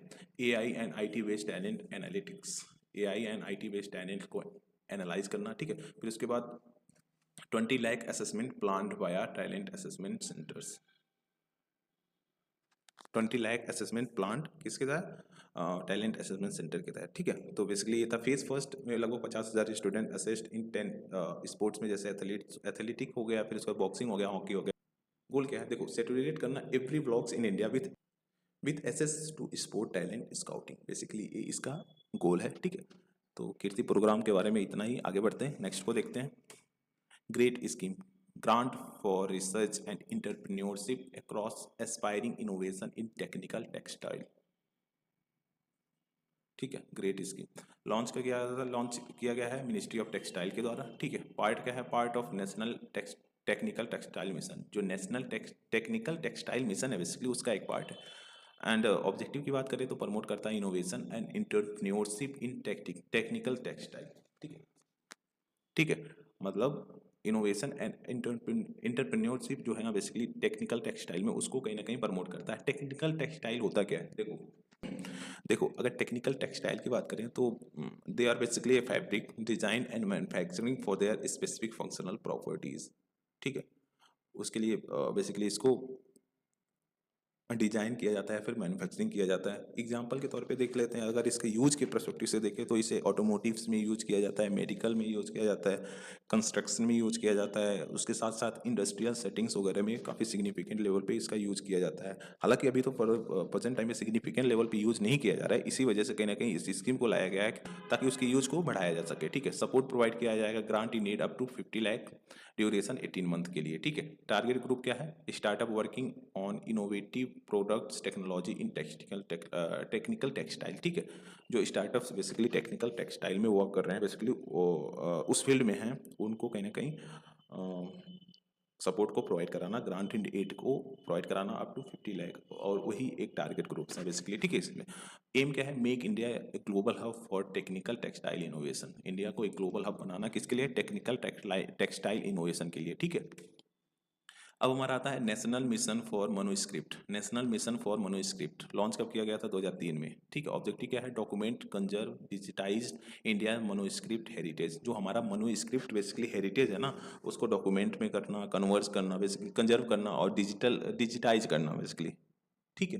तो बेसिकली ये है, अभी तक देखो तो हमारा टारगेट ये है कि लगभग 10 मिलियन मनुस्क्रिप्ट्स को कहीं ना कहीं इस सब चीज़ों में करना, ठीक है। अचीवमेंट क्या है? मेटा डाटा लगभग 52 lakh manuscripts, digitise 3 lakh titles, conserve 9 crore folios, ठीक है। फ्यूचर प्लान क्या है? May become autonomous national manuscript authority, एक ऑटोनोमस नेशनल मनुस्क्रिप्ट अथॉरिटी की बनाने की भी बात की जा रही है, मतलब बेसिकली उसको फ्यूचर में बनाया जा सकता है। स्कोप क्या है? मल्टीलिंगुअल होना चाहिए, मल्टी स्क्रिप्ट होना, कल्चरल लेगेसी रिपोजिटरी बेसिकली होना चाहिए, ठीक है। मतलब जितनी भी मनुस्क्रिप्ट्स वगैरह हैं उनको एक तरह से सिक्योर वे में सेफ तरीके से कहीं ना कहीं उसको कंजर्व किया जा सके, उसे प्रोटेक्ट किया जा सके, ठीक है। पोषण tracker initiative ministry of human and child development के अंदर इसे लॉन्च किया गया है, ठीक है। इसके द्वारा कहीं ना कहीं इसे लॉन्च किया गया है पोषण ट्रैकर इनिशिएटिव के award, national e governance gold award 2024, मतलब जो है पोषण ट्रैकर इनिशिएटिव को national e governance gold award 2024 का मिला है, इसको मिला है, ठीक है। किसके अंडर में? मिनिस्ट्री ऑफ पोषण 2.0, इसके अंडर में कहीं ना कहीं यह वो है, ठीक है, जो पोषण ट्रैक इनिशिएटिव है। पर्पज क्या है? Real time monitoring of growth nutrition of 0 to 6 year olds using WHO chart, जो WHO के द्वारा चार्ट वगैरह प्रोवाइड किया गया है, मतलब क्या न्यूट्रिशन, मतलब क्या क्या चीज़ें फूड वगैरह कंज्यूम होना चाहिए चिल्ड्रन में, कितना क्या वेट होना चाहिए, कितना ब्लड का लेवल होना चाहिए, इस सारी चीज़ों को कहीं ना कहीं न्यूट्रिशन क्या किस तरह के हर चीज़ में कहीं ना कहीं जो एक 0 से 6 ईयर्स चिल्ड्रंस के लिए रिक्वायरमेंट है। हाँ, उसको कहीं ना कहीं मेजर करना, real time monitoring of growth and nutrition of 0 to 6 years old using WHO chart. ठीक है, कवरेज की बात करें तो 8.9 करोड़ चिल्ड्रंस को इसमें कवर किया गया है। फीचर क्या है, digital registry and 360 view of anganwadi services. जो आंगनवाड़ी के द्वारा सर्विसेज वगैरह को प्रोवाइड किया जा रहा है उसको डिजिटल कहीं ना कहीं रजिस्टर में कन्वर्ट करना, साथ ही साथ 360 व्यू जो है बेसिकली उनके द्वारा क्या क्या एक्टिविटीज़ परफॉर्म की जा रही हैं, उससे कितने स्टूडेंट्स का कितने चिल्ड्रंस का बेनिफिट हो रहा है, कितने को नहीं मिल रहा है, ये सारी चीज़ों को कहीं ना कहीं डिजिटल रजिस्टर्ड में एक तरह से मेंशन करना। ठीक है, smartphone enable anganwadi workers. Smartphone enable anganwadi workers मतलब ये है, ठीक है, portable benefits for migrant families. Portable benefits को प्रोवाइड कराना जो माइग्रेंट फैमिलीज वगैरह हैं, मतलब जो माइग्रेंट हैं बेसिकली, जो एक जगह से दूसरी जगह पे गए हैं। ठीक है, फिर उसके बाद साथ साथ टेक्निकल सपोर्ट्स को इंक्लूड करना, इसमें टेक्निकल सपोर्ट्स को भी प्रोवाइड कराना। ठीक है, तो पोषण ट्रैकर इनिशिएटिव का एम था। आगे बढ़ते हैं, नेक्स्ट को देखते हैं। ओवरसीज जन औषधि केंद्र। ओवरसीज जन औषधि केंद्र मॉरिशस में सेटअप किया गया है। ठीक है, किसके अंडर है, ministry of chemical and fertilisers के अंडर। स्कीम क्या है, प्रधानमंत्री भारतीय जन औषधि परियोजना। इस स्कीम के तहत कहीं ना कहीं इसे सेटअप किया जा रहा है, और अभी हम ओवरसीज कंट्रीज में भी सेटअप करने लगे हैं। ठीक है, मॉरिशस जो हमारा है ये आप एग्जांपल के तौर पे देख सकते हो। नोडल एजेंसी क्या है, bureau of pharma PSU of India, BPPI। ठीक है, ये नोडल एजेंसी का पर्पज क्या है, affordable generic medicine abroad for centre in Mauritius. Affordable जो जेनेरिक मेडिसिन होते हैं ना उसको अब्रॉड में बेसिकली जो फॉरेन्स वगैरह हैं वहाँ पे प्रोवाइड कराना। अगर हम देखें तो फर्स्ट सेंटर मॉरिशस में सेटअप किया गया है, ये काफ़ी इंपॉर्टेंट है। यूपीएससी के पॉइंट ऑफ व्यू से काफ़ी ज़्यादा इंपॉर्टेंट, आप इसको ध्यान में रखना। ठीक है, टारगेट क्या है, 10,500 केंद्रास को बेसिकली सेटअप करना बाई मार्च 2025। 10,500 केंद्रास। ठीक है, Rangeen Machhli app. Rangeen Machhli app ministry of fisheries animal husbandries and dairy के द्वारा इसे लॉन्च किया गया है। अंडर क्या है, अंडर PM मत्स्य संपदा योजना। ठीक है, PM मत्स्य संपदा योजना के तहत इसे लॉन्च किया गया है। Developed by ICAR CIFA। मतलब क्या है, Indian council of agriculture research, central institute of fresh water aquaculture. ठीक है, central institute of fresh water aquaculture इसके द्वारा डेवलप किया गया है। ठीक है, फोकस किस पे है, ऑर्नामेंटल फिशरीज होते हैं बेसिकली। आप देखते होगे ना, जो कहीं भी अगर रेस्टोरेंट वगैरह में आप जा रहे हो तो ऐसे साइड में कहीं भी घर पे भी लोग बना के रखते हैं, उसमें फिर जो ऑर्नामेंटल फिशेज वगैरह रहती हैं। ठीक है, तो बेसिकली उस पे फोकस है। इसका फीचर क्या है, इन्फॉर्मेशन अवेलेबल होगा 8 लैंग्वेजेस में। Find aquariums of tools so that जो भी लोग उसको परचेज करना चाहते हैं ईजिली उसको एक्सेस कर पाएँ। ठीक है, modules basic of aquarium care, ornamental aquaculture, basically सब चीज़ों को कहीं ना कहीं प्रमोट करना बेसिकली इसका एम ही था। बस इतना जानो कि इसके लिए है, उससे ज़्यादा इंपॉर्टेंट नहीं है। ठीक है, 1 रैंक 1 पेंशन, ये इंपॉर्टेंट है। इसके द्वारा मिनिस्ट्री ऑफ डिफेंस। ठीक है, अप्रूव किया गया था 2015 में। इफेक्टिव कब से है, जुलाई 1 2014 से ही। ठीक है, कॉन्सेप्ट क्या है इसमें देखो, same pension for same rank, same pension for same rank and service length irrespective of retirement date. Retirement date पे मतलब उसे डिपेंड नहीं करेगा, सेम पेंशन होगा same rank and service of length के लिए। ठीक है, pension basis average of minimum and maximum pension of 2013 retirees. ठीक है, average of minimum and maximum pension of 2013 retirees जितना भी वो रहेगा उसके बेसिस पे इसको कहीं ना कहीं दिया जाएगा। ठीक है, एरियर ये इंपॉर्टेंट नहीं है। रिवीजन एवरी 5 ईयर्स में इसको इसका कहीं ना कहीं रिवीजन होगा। ठीक है, exclusion voluntary retiree under specific post OROP rules. Voluntary retiree, जो वॉलेंट्री रिटायरी बेसिकली जो वॉलेंट्री एक तरह से जिनका टाइम पीरियड पूरा नहीं हुआ उससे पहले ही वॉलेंट्री रिटायरमेंट ले लिए हैं उसको एक्सक्लूड किया गया है इसमें। ठीक है, नोडल एजेंसी क्या है, department of ex serviceman welfare. क्या है, department of ex serviceman welfare nodal agency है। ठीक है, स्कैम से बचो कंपेन। स्कैम से बचो कंपेन लॉन्च किसके द्वारा किया गया है, ministry of information and broadcasting. Ministry of information and broadcasting के द्वारा इसे लॉन्च किया गया। पार्टनर क्या है, मेटा है। फिर उसके बाद ministry of electronics and IT है, मिनिस्ट्री ऑफ होम अफेयर्स है बेसिकली। फिर उसके बाद Indian cyber crime coordination centre है। ठीक है, ऑब्जेक्टिव क्या है, कम्बाइट करना rising online scams and cyber frauds. जो ऑनलाइन स्कैम्स हो रहे हैं, साइबर फ्रॉड्स हो रहे हैं उसको कम्बाइट करना, मतलब उसको कहीं ना कहीं टैकल करना। ठीक है, फिर उसके बाद प्रमोट करना digital safety among Indians 900+ millions internet users. हाँ, उनकी डिजिटल सेफ्टी को कहीं ना कहीं प्रमोट करना, उसको इंश्योर करना। की फीचर्स की बात करें तो whole of government approach, user educational and digital vigilance, basically जो यूजर्स हैं उनको एक एजुकेशन प्रोवाइड कराना और साथ ही साथ डिजिटल विजिलेंस जो है बेसिकली एक निगरानी जो होता है उसको करना, ठीक है। Leverage Meta expertise in online safeties, जो मेटा के द्वारा मेटा का एक्सपर्टीज है उसको कहीं ना कहीं लेवरेज करना ऑनलाइन सेफ्टी के लिए, ठीक है। Aligning with digital India cyber security goals, ये अलाइंग है किससे, डिजिटल इंडिया जो साइबर सिक्योरिटी गोल्स है उससे भी, ठीक है। तो बेसिकली ये था स्कैम से बचो कैंपेन। आगे बढ़ते हैं। National pharmaceutical pricing authority, national pharmaceutical pricing authority किसके अंडर है, department of pharmaceuticals, ministry of chemical and fertiliser, ठीक है। इस्टेब्लिश कब किया गया था, 29 अगस्त 1997 में, ठीक है। रिसेंट अपडेट क्या है इसमें, raising selling price of 8 essential drug by 50% under extra ordinary circumstances, ठीक है। जो सेलिंग प्राइस है बेसिकली 8 इसेंशियल ड्रग का उसे 50% तक इंक्रीज कर देना, किसके अंडर, अंडर एक्स्ट्रा ऑर्डिनरी जो सर्कमस्टेंसेज होते हैं उसके अंडर, ठीक है। साइटेड पारा 19 of DPCO 2013 and essential commodity act. DPCO क्या है, ड्रग प्राइस कंट्रोल ऑर्डर, ठीक है। जो ड्रग प्राइस कंट्रोल ऑर्डर 2013 का एक्ट था उससे कहीं ना कहीं इसको किया गया है, ठीक है। लीगल प्रोविजन क्या है, drug price control order act 2013 का अलाउ प्राइजिंग रेगुलेशन, क्या करता है, प्राइजिंग को रेगुलेट करता है, ये लीगल प्रोविजन जो दिया गया है। फिर annual price revision based on WPI wholesale price index, ठीक है। फिर उसके बाद क्या है, essential commodity act, ensure availability and affordability, इसके तहत कहीं ना कहीं अवेलेबिलिटी एंड अफोर्डेबिलिटी को इंश्योर किया जाता है, किसके तहत, एसेंशियल कमोडिटीज एक्ट जो था उसके तहत, ठीक है। फंक्शन क्या है NPPA का, मतलब नेशनल फार्मास्यूटिकल प्राइजिंग अथॉरिटी का फंक्शन क्या है, रेगुलेट करना price of essential medicine end devices का, साथ ही साथ इंश्योर करना अवेलेबिलिटी एंड एड्रेस शॉर्टेज, ठीक है, ताकि मेडिसिन वगैरह की शॉर्टेज ना हो पाए, जिससे कि अगर होता है तो ऑब्वियसली जो पीपल्स हैं, जो एक तरह से पेशेंट हैं, उनको काफ़ी ज़्यादा प्रॉब्लम्स को फेस करना पड़ेगा, ठीक है। तो वो ना हो इसके उसको इंश्योर करना। फिर उसके बाद क्या करना, मॉनिटर करना मार्केट एंड डाटा कलेक्शंस, ठीक है। Advice on policy and pricing issues, handle legal dispute in pricing, basically इस सब चीज़ों को कहीं ना कहीं करना, ठीक है।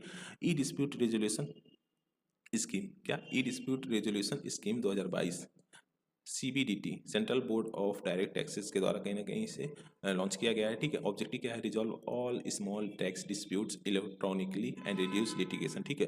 जितने भी स्मॉल टैक्स डिस्प्यूट है उसको रिजॉल्व करना, ठीक है, और साथ ही साथ लिटिगेशंस को रिड्यूस करना, ठीक है। की फीचर क्या है, जुरिडिक्शन 18 रीजनल DRCs में, ठीक है। फिर eligibility, return income less than 50 lakh, disputed variation less than 40, इतना इंपॉर्टेंट नहीं है, ये अप्लीकेबल नहीं है for search and acquisition based cases, basically उसके लिए सर्च एंड रिक्विजिशन बेस्ड जो केसेज है ना उसके लिए अप्लीकेबल नहीं है, ठीक है। प्रोसेस में, प्रोसेस देखो यार, प्रोसेस इंपॉर्टेंट नहीं है बट ये इंपॉर्टेंट है। Decision with in 6 month of application admission, मतलब डिसीजन आ जाना चाहिए 6 मंथ के विद इन में, ठीक है, उससे ज़्यादा नहीं होना चाहिए, ठीक है। तो बेसिकली ये था ई डिस्प्यूट रेजोल्यूशन स्कीम। आगे बढ़ते हैं, नेक्स्ट को देखते हैं। 1DAE मतलब क्या है, department of atomic energy subscription, one department of atomic energy one subscription launch किया गया था डिपार्टमेंट ऑफ एटॉमिक एनर्जी के द्वारा, ठीक है। ऑब्जेक्टिव क्या है, प्रोवाइड कराना centralise access to national and international specific journal across, जो डिपार्टमेंट ऑफ एटॉमिक एनर्जी है बेसिकली उसके 60 जो सब यूनिट्स हैं उसको, ठीक है। सेंट्रलाइज एक्सेस को प्रोवाइड कराना नेशनल है, जो इंटरनेशनल स्पेसिफिक जनरल्स हैं किसको, जो डिपार्टमेंट ऑफ एटॉमिक एनर्जी के 60 सब यूनिट्स हैं ना उनको, ठीक है। की पॉइंट की बात करें तो कुछ ऐसा इंपॉर्टेंट तो है नहीं इसमें। Cover article processing charges for open access publishing, ठीक है। Facilitate research access publication for department of atomic energy scientist and students, will merge with future one nation one subscription initiative, ये इंपॉर्टेंट है। हाँ, ये जो चीज़ है ना, 1DAE वन सब्सक्रिप्शन, इसे मर्ज कर दिया जाएगा one nation one subscription initiative के इनिशिएटिव से, ठीक है, फ्यूचर में, ठीक है। तो basically one nation one D one subscription का ये हो गया। आगे बढ़ते हैं, तो ये हमारा लास्ट था, ठीक है। This was last scheme. हमने 50 जो मोस्ट इंपॉर्टेंट स्कीम्स था उससे काफ़ी हॉलिस्टिक वे में देख लिया, और इसमें हमने देखा भी कि क्या इंपॉर्टेंट है, क्या चीज़ें इंपॉर्टेंट है। आप देखो मिनिस्ट्रीज वगैरह ऑब्वियसली इंपॉर्टेंट है, इसका PDF आपको प्रोवाइड करा दिया जाएगा हमारे टेलीग्राम चैनल पे, आप वहाँ से इसको डाउनलोड कर सकते हो। एक दो बारी गो थ्रू हो जाना इससे, उसके बाद you don't need to do extra thing, ठीक है। इतना इंपॉर्टेंट है, बहुत ज़्यादा इंपॉर्टेंट है। So this is the end of the video. I hope you enjoyed the session. Thank you for watching. Please do like, share and subscribe. Thank you guys.